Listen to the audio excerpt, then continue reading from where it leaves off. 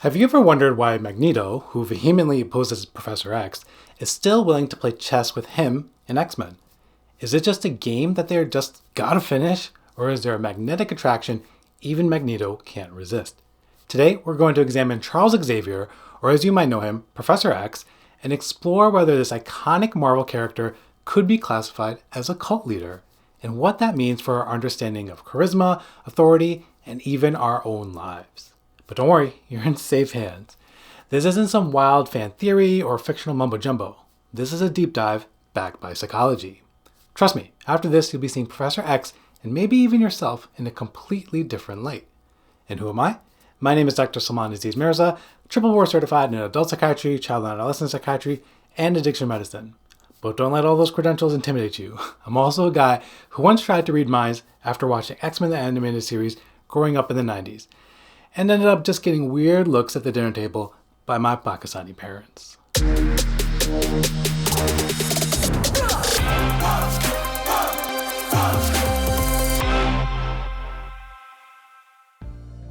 Imagine one day you find yourself questioning the very fabric of your reality. No, you're not in one of Legion's illusions. You found yourself ensnared in a cult. Contrary to popular beliefs, cults aren't just religious sects filled with gullible people. They can form around any shared interest or belief and attract individuals from all backgrounds. Let's talk about the role of charisma.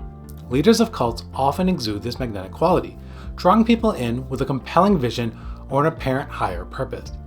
But it isn't charisma alone that keeps people committed. Leaders wield a complex blend of psychological tools to maintain their grip. They manipulate power dynamics, honing in on vulnerabilities to establish control. Once control is established, it is fortified by groupthink, a phenomenon where critical thinking takes a back seat and conformity rules. This sense of conformity is magnified by the community aspect of cults. People are social creatures, after all, and the offer of belonging is incredibly tempting. Now you're part of a group that fills emotional voids and promises a shared destiny. At this point, it's not just logic, but emotion that dictates your actions. Leaders use emotional leverage like fear or love, which is particularly effective when you're isolated from outside influences. And that isolation isn't always physical. It can be emotional or intellectual. The cult becomes your echo chamber, reinforcing its beliefs while external voices fade away. You start to feel you can't leave, not just because you're isolated, but also because you're invested so much emotionally and perhaps even rationally.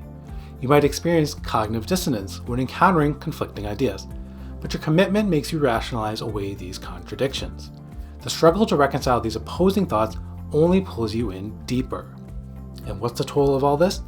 Members often suffer severe mental health repercussions, everything from anxiety and depression to, in some cases, PTSD. But what if someone you know or admire could fit the bill of a cult leader?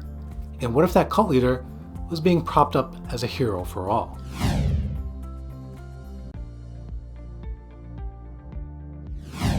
The X-Men universe, a fantastical realm where mutants grapple with existential questions, not unlike our own. At the helm is Professor Charles Xavier, the guiding light and charismatic leader whose wisdom captivates both mutant and human alike. But here's the rub. Charisma isn't always what it seems. Ever wonder why Professor X's allure feels so similar to the magnetism of, dare I say it, cult leaders?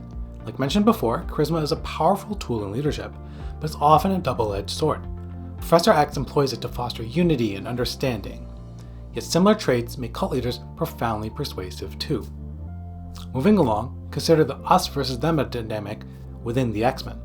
Professor X fosters an inclusive community for mutants, albeit secluded from the human world, which is often compared to Martin Luther King Jr.'s message.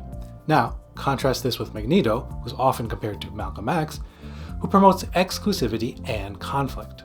His approach is more militant, makes no mistake about it, the same us versus them framework is at play. So which is better? And where do we draw the line? And let's not forget the pie in the sky, Professor X's higher vision of peace and unity. Admirable, no doubt. But here's the twist. This higher purpose is often a selling point for both virtuous leaders and manipulative ones. So, how do we discern the genuine from the disingenuous? The answer isn't straightforward, but the very traits that make leaders appealing are the same ones that can make them potentially dangerous.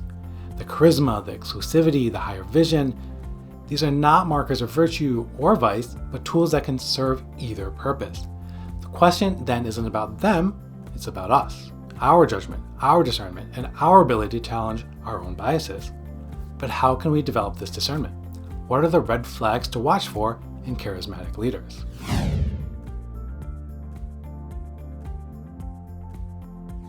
How often have we given a pass to Professor X's ethical conundrums? I'm talking about mind control and certainly morally gray decisions. Isn't it eerily similar to our collective fear of misinformation and the thirst for reliable sources today? Professor X's mental intrusions, though well-intentioned, make us uneasy. Why? Because they challenge our idea of ethical leadership. It's an open question whether the ends justify the means. Do we have an answer? As it turns out, our disquiet aligns with a global quest for trust in an age when misinformation is just a click away. It's a reminder that even our heroes can tread on ethically shaky ground. An example of this is the 1993 Fatal Attraction storyline in the comics.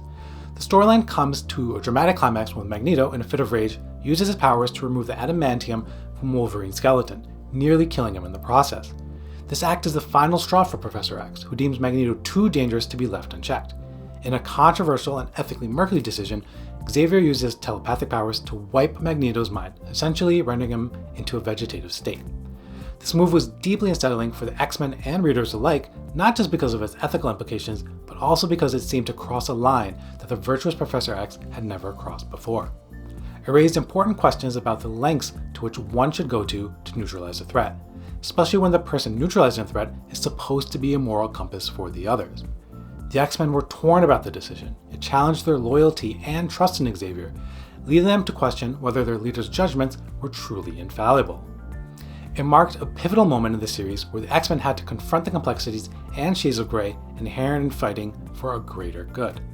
In real life, we recall similar blind faith led to tragedies like Jim Jones and Jonestown. How can a belief that is supposed to produce camaraderie also lead to catastrophe? The key, it seems, is maintaining a balance between trust and critical thinking. Not an easy feat, but so important nonetheless.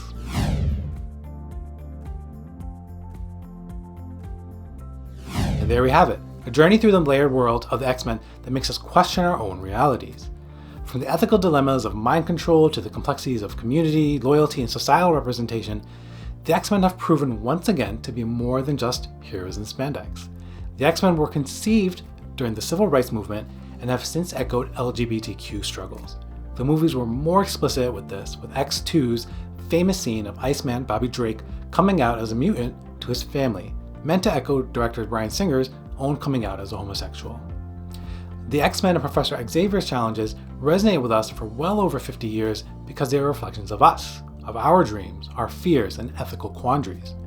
And perhaps in understanding them, we inch closer to understanding ourselves.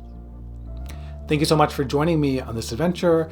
Your support means the world to me. If you found this content intriguing, enlightening, or even controversial, do me a favor, hit that like button, subscribe for more deep dives into the worlds that fascinate us all.